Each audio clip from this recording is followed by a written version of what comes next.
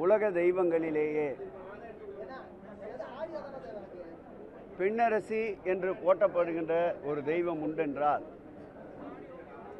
6000 ஆண்டுகளுக்கு மேலான மதுரை பாரம்பரியத்தில் அருள் தரும் மங்கையர்க்கரசியாக அங்கையர்க்கரசியாக அருள் பாவிக்கின்ற மீனாட்சி என்பதை அனைவரும் அறிவீர்கள். 4 மாதங்கள் மீனாட்சியின் அருள் என்றால் 8 மாதங்கள் சொக்கநாதருடைய அருள் பாவிக்கும் ஒரு திருக்கோயில். பல 1000 ஆண்டுகளுக்கு முன்பே 33% இடஒதுக்கீடு என்ற வகையிலே 4 மாதங்கள் அருள் பாவித்தவர் மீனாட்சி அம்மன் அவர்கள். அந்த திருக்கோயிலுடைய வீர வசந்தராயர் மண்டபம் 2018ஆம் ஆண்டு ஒரு தீப்பிடிப்பு சம்பவத்தால் சீர்குலைந்தது. தொடர் முயற்சியால் இந்த 5 ஆண்டு காலம் மேற்கொண்ட கடும் முயற்சியால் அமைச்சர் என்ற முறையில் நானும் அந்த மாவட்டத்துடைய அமைச்சர்கள் அண்ணன் மூர்த்தி அவர்களும் பிடிஆர் பழனிவேல் ராஜன் அவர்களும் நாமக்கலுக்கு நேரடியாக சென்று கற்களை தேர்வு செய்து 100 ஆண்டுகளுக்கு முன்பு கல் சிற்ப வேலைகள் எப்படி இருக்குமோ அதே அளவில் உருவாக்கி 79 கல் தூண்களோடு இன்றைக்கு வீர வசந்தராயர் மண்டபத்தினுடைய பணிகள் முடிவுற்றிருக்கின்றன. 216 பணிகள் மேற்கொள்ளப்பட்டு கிட்டத்தட்ட வீர வசந்தராய மண்டபத்தோடு சேர்த்து 70 கோடி ரூபாய் செலவில் இன்றைக்கு முழுவதுமாக புனரமைக்கப்பட்டிருக்கின்றது.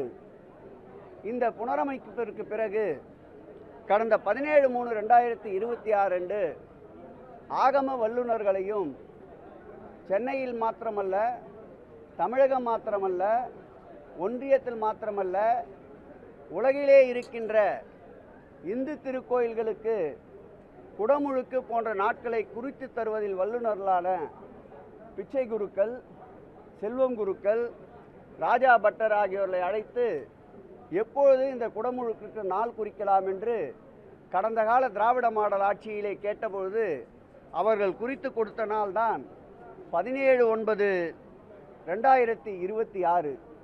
அந்த வகையில் 17/9/2026 அன்று இந்த திருக்கோயிலுடைய திருக்குடமுழுக்கு விழா திராவிட மாடல் ஆட்சியினுடைய சாட்சியாக நடைபெற இருப்பதில் எங்களை போன்றவர்களுக்கும் மிக்க மகிழ்ச்சி. ஆனால் அந்த குடமுழுக்கு விழாவுடைய அழைப்பிதழை நேற்றைக்கு முன்தினம் அந்த திருக்கோயிலுடைய அர்ச்சகர்கள் இந்து சமய அறநிலையத்துடைய முன்னாள் அமைச்சர் என்ற முறையிலேயும் சட்டப்பேரவை உறுப்பினர் என்ற முறையிலேயும் என்னிடம் வழங்கினார்கள். அதில் குறிப்பிட்டு சொல்ல வேண்டியது என்னவென்றால் 10 இடங்களில் எழுத்துப்பிழை இருக்கின்றது. முதலில் சம்பந்தரால் என்று அச்சிடப்பட்டிருக்கின்றது. அதற்கு உரிய பெயர் சம்பந்தரால் அப்படி என்று இருக்க வேண்டும். முதல் அச்சுப்பிழை. இரண்டாவது அச்சுப்பிழை திருமுக பாகர் என்று இருக்கின்றது. அதற்கு உண்மையான சொற்றொடர் திருமுக பாகரம் என்பது உண்மையான சொற்றொடர். அதேபோல் அவ்வை மையம் என்று இருக்கின்றது. அதற்கு உண்மையான சொற்றொடர் அவ்வமயம் என்பதுதான் உண்மையான சொற்றொடர். அதேபோல் நின்ற சீர் நெடுமாறன் என்று இருக்கின்றது. அதற்கு உண்மையான சொற்றொடர் நின்ற சீர் நெடுமரன் என்பது. இதுபோல் 10 பிழைகள் இருக்கின்றது. அது மாத்திரமல்லாமல் இந்து சமய அறநிலையத்துறையுடைய கொடைகள் சட்டம் என்ன சொல்லுகிறது என்றால், சட்டம் 28 படி 6 உட்பிரிவு 22 படி திருக்கோயிலுடைய நிர்வாக பொறுப்பு முழுக்க அறங்காவலர் குழுவை சார்ந்தது. அப்படி அறங்காவலர் குழுவால் நிறைவேற்றப்படுகின்ற தீர்மானங்களின் அடிப்படையில் தான் இந்த தீர்ப்பணிகளே நடைபெற்றிருக்கின்றது. அறங்காவலர் குழு ஒப்புதல் அளித்ததின்படிதான் 216 திருப்பணிகளும் 79 கல்தூண்களை கொண்ட வீர வசந்தராயர் மண்டபத்திற்கும் அனுமதி அளிக்கப்பட்டிருக்கின்றது. கொடைகளுடைய 1959ஆம் ஆண்டு உருவாக்கப்பட்ட இந்து சமய அறநிலையத்துறை கொடையின் சட்ட விதிகளிலே குறிப்பிட்டதையும் இந்த பத்திரிகையிலே இடம்பெற்றிருக்கின்ற வாசகங்கள் மீறி இருக்கின்றது. அறங்காவலர் குழு தலைவராக இருப்பவர் தற்பொழுது ருக்மணி பழனிவேல் அவர்கள் பாரம்பரியம் மிக்கவர்கள். 1974ஆம் ஆண்டே அந்த குடும்பம்தான் அந்த திருக்கோயிலுக்கு குடமுழுக்கை கண்டிருக்கின்றார்கள். ஏன் இன்னும் அதிகமாக சொல்ல போனால் தென் மாநிலங்களில் முழுவதும் இப்பொழுது பிரதிஷ்டை செய்யப்பட்டிருக்கின்ற சரணம் ஐயப்பா சுவாமி அவர்களுடைய ஐயப்பனுடைய அந்த விக்கிரகத்தையே அன்றைக்கு வடிவமைத்து தந்த அந்த குடும்பம். அவர்களுடைய பெயர் கூட இந்த திருக்குடமுழுக்கு அழைப்பிதழிலே இடம்பெறவில்லை. இதையெல்லாம் காலையிலே சுட்டிக்காட்டி பேரவையினுடைய தலைவருடைய கவனத்திற்கு கொண்டு வந்தேன். அதற்கு உரிய பதில் முறையாக கிடைக்கப்பெறவில்லை.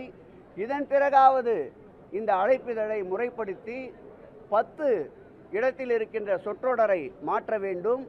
அதோடு மட்டுமில்லாமல் இறந்து போன ஒருவருடைய தம்பிரான் அவர்களுடைய பெயரும் இந்த அழைப்பிதழிலே இடம்பெற்றிருக்கின்றது. இறந்தவருக்கும் இந்த அழைப்பிதழிலே உயிர் கொடுத்திருக்கிறார்கள்.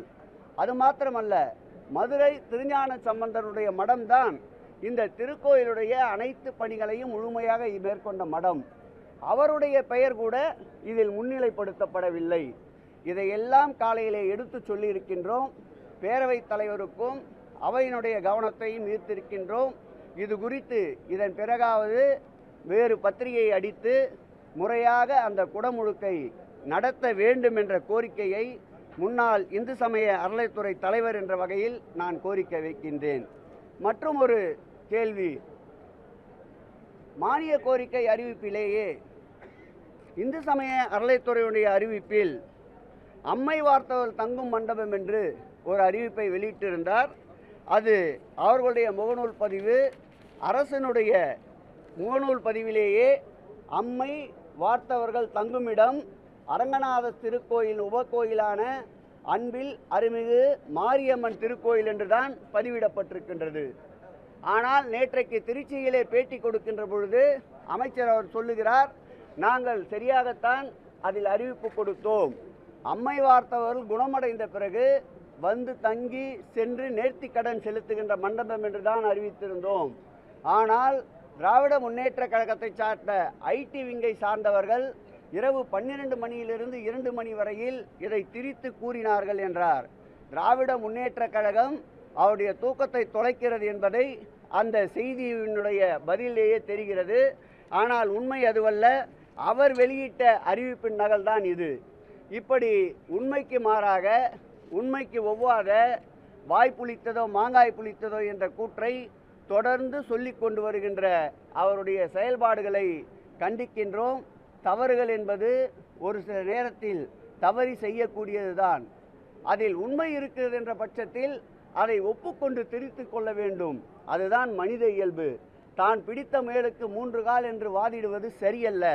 ஆகவே இந்த குடமுழுக்கு அழைப்பிதழை திருத்தி முறையாக அழைப்பிதழில் அறங்காவலர் குழு தலைவர் உட்பட அனைவருடைய பெயர் இடம்பெற வேண்டும். எழுத்து சொற்றொடர்கள் இருக்கின்ற பிழைகள் அகற்றப்பட வேண்டும். மதுரை ஞானபீட ஆதீனத்துடைய பெயர் முன்னிலைப்படுத்தப்பட வேண்டும். சட்ட விதிகளுக்கு உட்பட்டு இந்த குடமுழுக்கு நடக்க வேண்டும் என்பது என்னுடைய கோரிக்கை.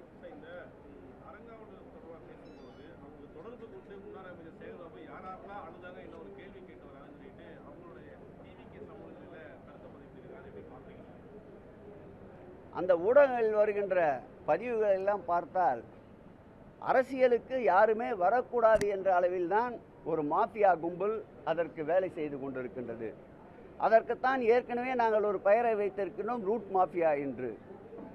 அரசியலுக்கு வருகின்ற பெண்களை முதல் கொண்டு, குடும்ப பெண்களை முதல் கொண்டு இழிவாக தவறாக பேசுவதுதான் வழக்கமாக கொண்டிருப்பவர்கள். அந்த அடிப்படையில் தான் உண்மைக்கு மாறான கருத்துக்களை பொய்யிலே பிறந்து பொய்யிலே வளர்ந்தவர்களைப் போல் இன்றைக்கு அவருடைய முகநூல், இன்ஸ்டாகிராம் போன்ற பதிவுகள் தொடர்கின்றது. அப்படி எந்த தகவலும் இல்லை. யாரும் கடந்த காலங்களில் நாங்கள் நியமிக்கப்பட்ட அறங்காவலருடைய பட்டியலை படித்தாலே உங்களுக்கு தெரியும். மயிலாப்பூர் கபாலீஸ்வரர் கோயிலை எடுத்துக்கொண்டால் அப்போலோ மருத்துவமுடைய ஓனர் தான் அதற்கு அறங்காவலர் குழு தலைவர். வடபழனி முருகன் திருக்கோயிலை எடுத்துக்கொண்டால் நம்முடைய தினமலருடைய மேன்மை தங்கிய ஆதிமூலம்தான் அதற்கு தக்கார்.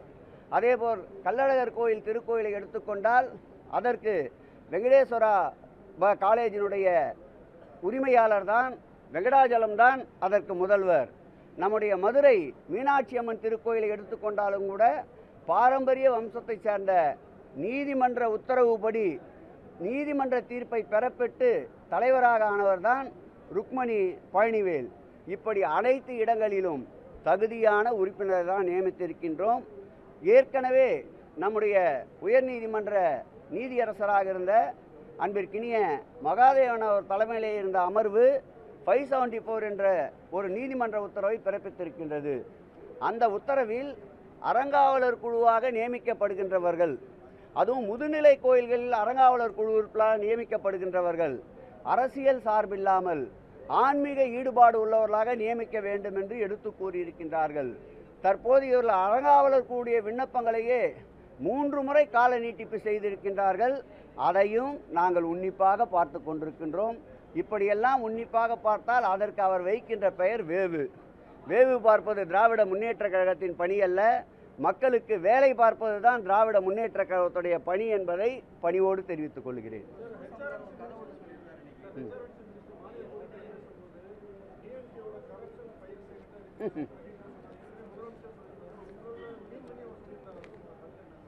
நான் சட்டமன்றத்திலே தெளிவாக சொல்லிவிட்டேன்.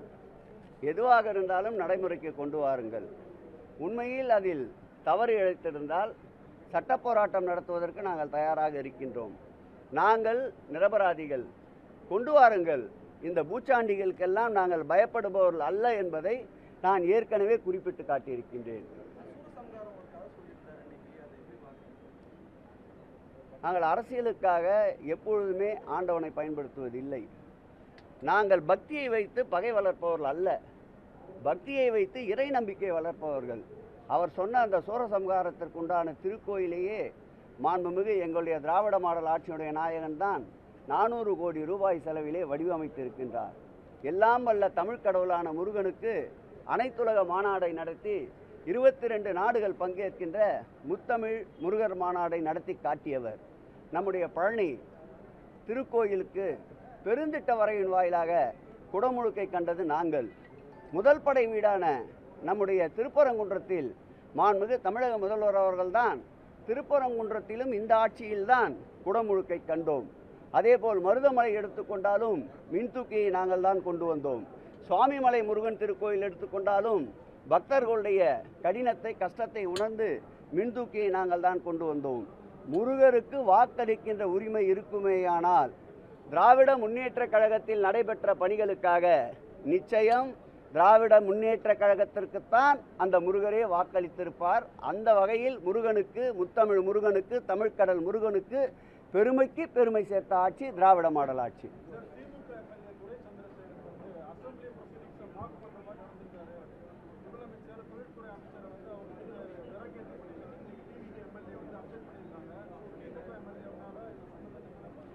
ஆக்டிவாக இருக்கிற எம்எல்ஏக்களை முடக்கிறதுக்கு உண்டான பிளான். பொதுவெளியில் சட்டப்பேரவை உறுப்பினர்கள் பேசுகின்ற பொழுது கருத்து சுதந்திரம் இருக்கின்றது.